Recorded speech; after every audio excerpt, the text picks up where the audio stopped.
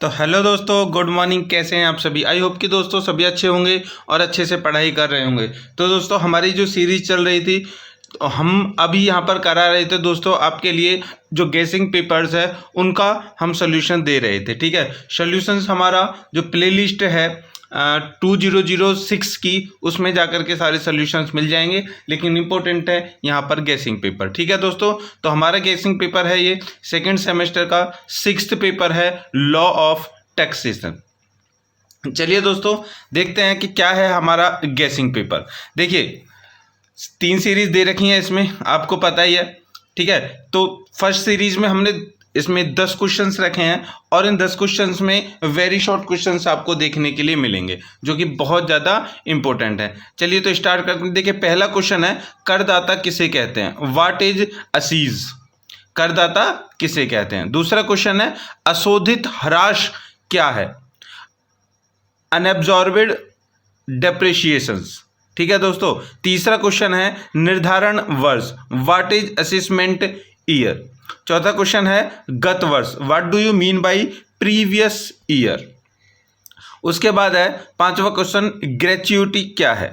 ठीक है, what is gratuity? Six question है, वार्षिक भार, व्हाट इज एनुअल चार्ज? सातवां क्वेश्चन है, प्रत्यक्ष कर, व्हाट इज डायरेक्ट टैक्स? आठवां क्वेश्चन है, फीस को परिभाषित कीजिए। ठीक है, व्हाट इज फीस? नौवां क्वेश्चन है, अनुलाभों को परिभाषित कीजिए, डिफाइन परक्विसाइड्स। ठीक है दोस्तों, तो ये हमारे थे 9 क्वेश्चन। चलिए आगे बढ़ते हैं। 10वां क्वेश्चन है दोस्तों, विलंबित रिटर्न क्या है? What is belated return? ठीक है दोस्तों, तो ये थे हमारे वेरी शॉर्ट क्वेश्चंस। इनमें से 5 क्वेश्चंस आपको देखने के लिए मिल सकते हैं। चलिए तो अब चलते हैं हमारे सेक्शन बी की तरफ। सेक्शन बी में जो हमारे क्वेश्चन है, 5 क्वेश्चंस हमने यहाँ पर रखे हैं जो आपको 10 नंबर में देखने के लिए मिलते हैं। ठीक है, तो इनमें से जो 3 क्वेश्चंस आपको पेपर में देखने के लिए मिलेंगे। चलिए स्टार्ट करते हैं क्वेश्चन। पहला क्वेश्चन है, पूंजी से आप क्या समझते हैं? What do you mean by capital assets? दूसरा क्वेश्चन है, ह्रास आय से आप क्या समझते हैं? व्यापार अथवा पेशे आय की गणना करते समय करदाता को ह्रास की कटौती किस प्रकार मिलती है? What do you mean bye depreciation? तीसरा क्वेश्चन है, प्रोविडेंट फंड के विभिन्न प्रकारों को लिखिए। Explain the types of provident fund. आपने पीएफ के नाम से सुना होगा, उसी के बारे में। चलिए चौथा क्वेश्चन है, भवन संपत्ति से आय क्या है? भवन संपत्ति से आय क्या है? व्याख्या कीजिए आप। What is income from house property? पांचवा क्वेश्चन है, संयुक्त परिवार की आवासीय स्थिति को किस प्रकार निर्धारित किया जाता है? वर्णन कीजिए। How the residential status of HUF HUF, capital में ये HUF है, इज डिटरमाइनेड। डिस्कस करना है। ठीक है, चलिए दोस्तों, तो ये थे हमारे शॉर्ट क्वेश्चन। अब चलते हैं लॉन्ग क्वेश्चन की तरफ।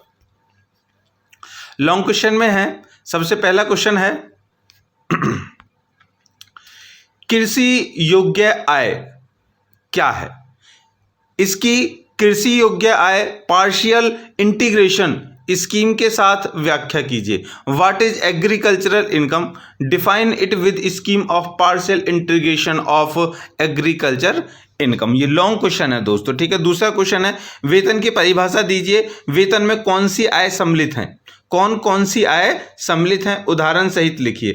Define salary, state with examples income which are include in salary.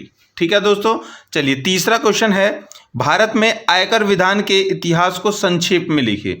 State briefly the history of income tax in India. ठीक है दोस्तों, इनकम टैक्स के बारे में उसकी हिस्ट्री लिखनी है। चौथा क्वेश्चन है, कानूनी प्रतिनिधियों से आप क्या समझते हैं? क्या कोई कानूनी प्रतिनिधि मृतक द्वारा देय का भुगतान करने के लिए उत्तरदायी हो सकता है? यदि हाँ, तो किस सीमा तक? What do you understand by the legal representative?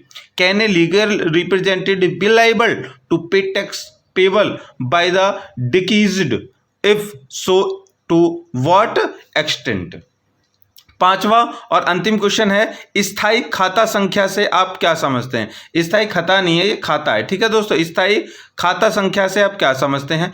स्थायी खाता संख्या का उल्लेख किन मामलों में किया जाना आवश्यक है। इस संबंध में आयकर अधिनियम 1961 के अंतर्गत क्या प्रावधान है।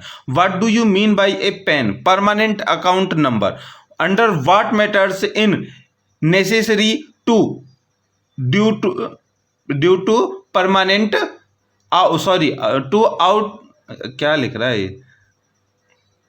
ये लिख रहा है, हाँ, टू क्यूट परमानेंट। देखिए पेन के बारे में आपने सुना होगा, पेन के बारे में सुना क्या होगा, जिन जिन लोगों के भी खाते होंगे उन सभी को पता होगा कि पेन किसे कहते हैं, ठीक है।